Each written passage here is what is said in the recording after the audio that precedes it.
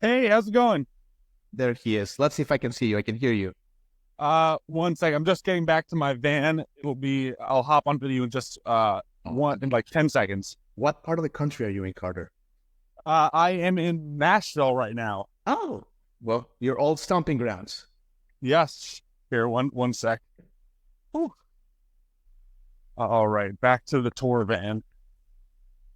Okay. Can you see me? I can see you. Wow, excited to have Carter Vail here. Look at you in Thanks your so much for having me. in your compound, your van compound. Yes, it gets very close quarters.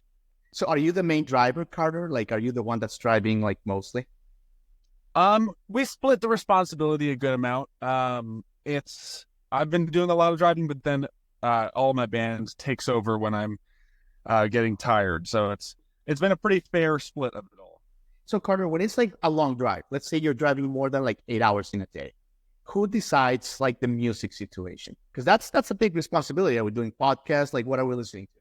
Who decides? Uh, we've so far been doing the driver decides every time. Okay. Um, but yeah, the longest drive we've had so far, I think, has been like probably 11 or 12 hours in a day. Mm, So pretty rough. pretty rough. Okay. Amazing. Yeah, I don't know how you guys do it, but I mean, you're a road warrior. You do it. But yeah, excited to have Carter Vale here. Of course, what a life story, Carter. I mean, I've been learning more about your life and I'm impressed with you. And by the way, for my audience, new LP, 100 Cowboys, it's out now. Great record. Congratulations, Carter. Cut out for a sec there. Uh, Sorry, what was that? No worries. I was just saying for my audience that your new LP, 100 Cowboys, is out now. And it's a great record. So congratulations. Thank you very much. Yeah. Yeah, I'm super excited to have it out there. It was a blast to make.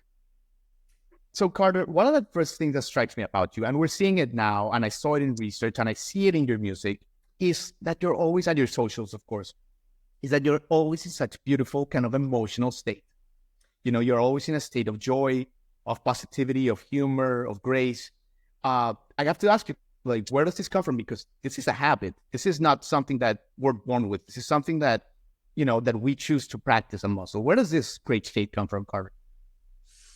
I think I am generally just a very optimistic, happy person, which is I'm very lucky to be that way. Um, I think making art the most interesting way to make art is for it to like represent a real emotion, and so I try to do that with most of the stuff I'm making.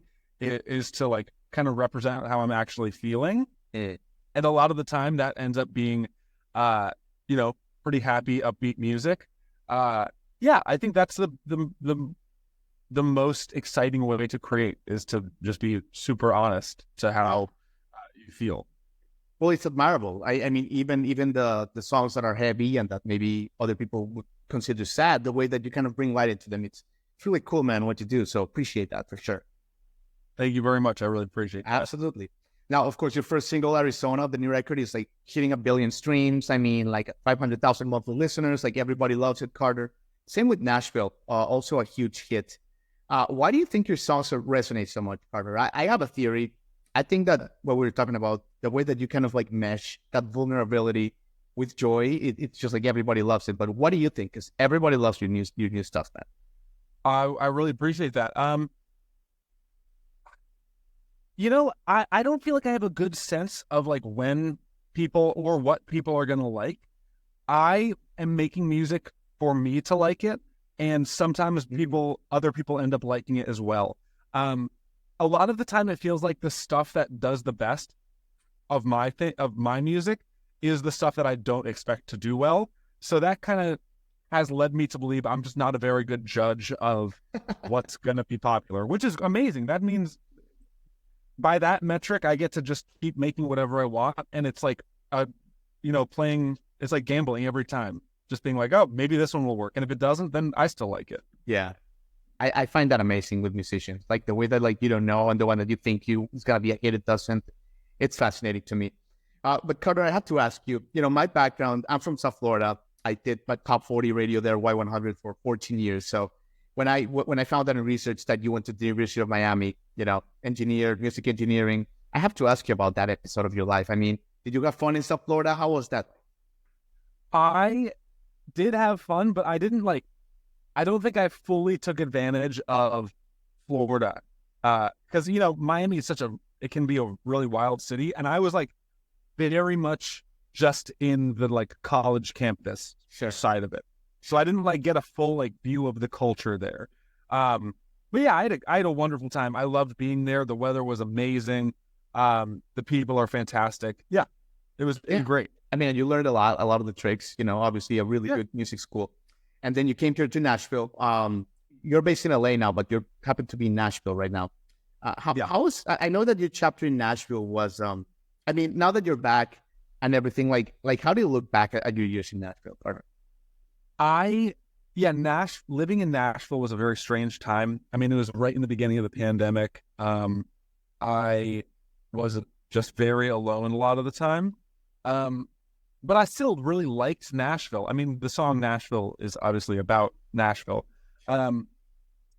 And so it feels kind of like this bittersweet place for me, like a snapshot of my life. Yeah. Where we were just all kind of figuring out what we wanted to do and nothing was really working yet. But, I was living with my best friends and it felt like a really exciting time, even if it wasn't working out in the way we wanted it to. Coming back to it is trippy. It's strange to come back to a place. It's grown a lot, right? It's really bustling, right? Yeah, it's changed. And yeah, driving past my old house is oh my gosh, this is so crazy. But yeah, I mean, I loved Nashville. I would love to spend more time here again now that I kind of feel somewhat more of a developed human being. Because I was 21 when I moved here. Yeah. And now that you've made a name for yourself, of course. I mean, you're here, you're playing, you're songwriting, so you'll be back a lot, I'm sure, Carter. But yeah, I hear that, man. So let me ask you about this. Let me ask you about Dirt, man, because for my audience that doesn't know, I mean, you have your main music, but you also have this kind of I don't know if I would call it a side project, an absurdist kind of comedy, also alter ego. But then it's really successful. One of the songs, Dirt Man, I mean, it's a viral hit, man. It's phenomenal. People love it. Tell me a little bit about what it feels like when you go viral like that. When did you realize holy shit, with your management or your team, and you're this thing that is 60 million views, it's all over? I think it didn't feel very different until I was in New York at some point. And people kept shouting Dirt Man at me when I was on the street. And being recognized like that was a new thing for me. It's very cool. It doesn't change that much of day-to-day life because, I'm still living at the same house. It's not like you suddenly get a check for $2 million just because you write a song about a dirt man. But for all of that stuff, people often ask me, how does it feel when the funny stuff does well versus the serious stuff?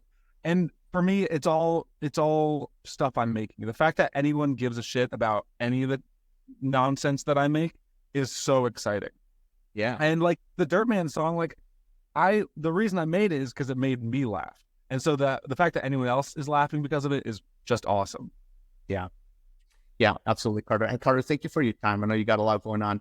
But let me leave you with this. I mean, this great album that you just released, 100 Cowboys, clearly about the end of a very impactful relationship. I mean, you were with someone for 6 years. That's almost as long as I had a marriage as that long. Kind of, it changes you, man. It changes you. Yeah. But I can't imagine going through a painful or growing experience like that and putting it on record, which is it's crazy because you go through the heartache, which we all do. But then kind of leaving a mark forever that people will listen, your ex will listen, your family will listen.